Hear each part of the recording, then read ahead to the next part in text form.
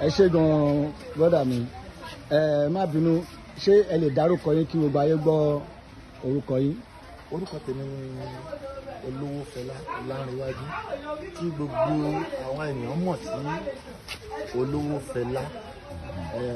A dúpẹ́ lọ́wọ́ Ọlọ́run torí pé ọjọ́ ìní ó ṣojú wa. A ṣe kan ní ìjẹta káàkiri. No going back. Gbogbo ìlú Ìkòròdú. No going back. Ìjẹta jẹ́ 19 the Thursday.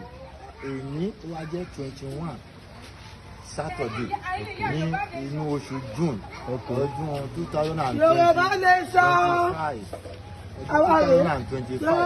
dúpẹ́ lọ́wọ́ Ọlọ́run nítorí pé Ọlọ́run bá wa ṣe.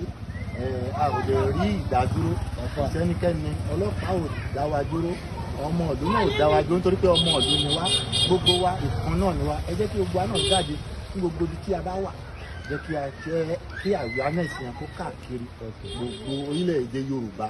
Orílẹ̀-èdè bàbá wa la wà, a ò lọ sílẹ̀ Haúsá láti lọ ṣe, a ò dẹ̀ lọ sí ilẹ̀ Ìgbò. A fẹ́ kí gbogbo àwa tó kù náà ká jáde, kí gbogbo ayé rí wa wí pé nǹkan kan wà tó ń jẹ́ Yorùbá nation, pé kò tíì kú.